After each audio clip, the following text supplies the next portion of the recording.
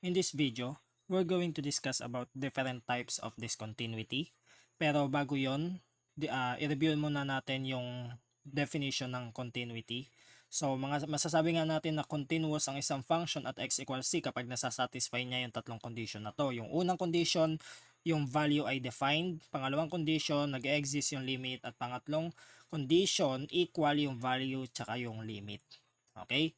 Then, kapag daw hindi masatisfy yung isa lang dyan, then masasabi natin na yung function ay discontinuous. Okay? So punta tayo dun sa types ng discontinuity. Meron tayong tinatawag na removal discontinuity at x equals c. So dito, yung limit ng function ay nag-e-exist, pero yung first condition tsaka yung second condition hindi na satisfy. Okay? So either yung value ay undefined o kaya yung value tsaka limit ay not equal. Okay? Ang tawag doon ay removal discontinuity. Bakit siya tinawag na removal discontinuity? Kasi pwede nating i-remove yung part na to, na point na to, para maging continuous ulit yung function. Okay? So dito naman sa essential discontinuity at x equals c. So dito, hindi nag-e-exist yung limit. So eto, hindi natin ma-remove to basta hindi talaga nag-e-exist yung limit. So dito, kung discontinuous siya sa part na yon, discontinuous na talaga siya. Okay? So kahit i-remove mo pa to, kung di naman mag-e-exist talaga yung limit, wala na tayong magagawa. Okay? So meron tayong dalawang kinds ng essential discontinuity. So una, jump essential discontinuity. So sa jump essential, yung left and right hand limits ay nag-e-exist pero hindi sila equal. So ito yung naging dahilan kaya hindi nag-exist yung limit. Okay? Then sa infinite essential discontinuity naman, yung limit ng left hand ay infinite o kaya yung right hand. Okay? So, ito yung mga cause lang kung bakit hindi nag-exist yung limit. Sa jump essential, not equal yung left and right. Sa infinite essential, infinite yung left hand o kaya yung right hand. Okay? Okay, so let's try number 1. F of x equals 2x plus 3 if x is not equal to 1 and 2 if x is equal to 1 at x equals 1. Okay? So, itry muna natin. So, let's try first condition. F of 1 equals, so for at x equals 1, di ba? Function is equal to 2. Okay? Then, for second condition, let's find the limit of f of x as x approaches 1. So, this will be, okay, so limit, ang pinag-uusapan niyan ay yung mga values lang na malapit dito sa 1. So, meaning yan yung mga values not equal to 1.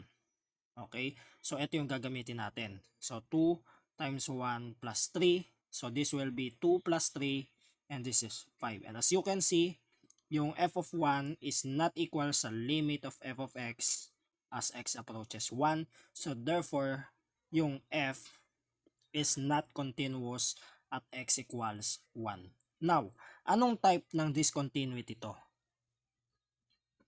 So, yung type ng discontinuity will be removal discontinuity because hindi siya naging continuous dahil sa yung value ng function tsaka yung limit ay not equal. So, this is removal discontinuity. By the way, i-conclude pala natin, f is discontinuous at x equals 1. For number 2, let's find f of x equals 1 over x minus 2 at x equals 2. Okay, so kunin natin yung value. Solution, we have f of 2 equals 1 over 2 minus 2. So this is 1 over 0 undefined. So therefore, yung function f is discontinuous at x equals 2. Okay? Pero bago yon, so kunin muna natin yung limit. So kapag kinuha natin yung limit, kung aalamin natin yung type ng discontinuity, mahalaga na dapat kunin muna natin yung limit ng function kasi dun nakadepende yung type ng discontinuity. Okay? So, sa limit of f of x as x approaches 2, so this will be 1 over 0 and this is infinity. Okay? So, therefore, yung limit does not exist.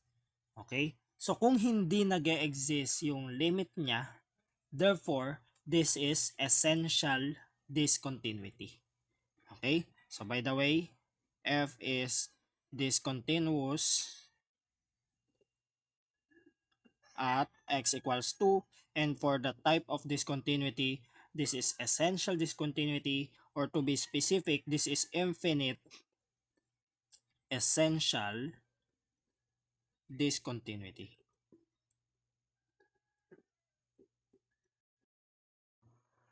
For number 3, let's find f of x equals 3 plus x if x is less than or equal to 1, and 3 minus x if x is greater than 1 at x equals 1. Okay? So, hanapin muna natin yung value f of 1 for first condition. F of 1 will be, since nandito yung 1, then 3 plus 1, this is equal to 4. So, define yung yung value. Then for second condition, kunin natin yung limit. But since at x equals 1 yan at doon nahati yung piecewise natin, so hanapin natin yung left and right. Okay, kasi yung left hand limit ay iba. Ito yung para sa left hand, ito yung para sa right hand. Okay? So kunin natin yung left hand, f of x as x approaches 1 from the left. So this will be 3 plus 1, this is equal to 4. Pero yung right hand, try natin, x approaches 1 from the right. So this will be 3 minus 1, this is 2. So as you can see, yung left hand tsaka yung right hand ay not equal, therefore yung limit does not exist. Okay, so limit f of x as x approaches 1 does not exist. Okay? So, ngayon, kung hindi nag-exist yung limit, then anong type ng, by the way, kung hindi nag-exist yung limit, then therefore, yung function f is discontinuous at x equals 1. Okay? And yung type niya, since ang reason ay hindi nag-exist yung limit, then this is essential discontinuity. To be specific, this is jump essential. Kasi yung reason, magkaiba yung left and right limit. So, jump essential discontinuity.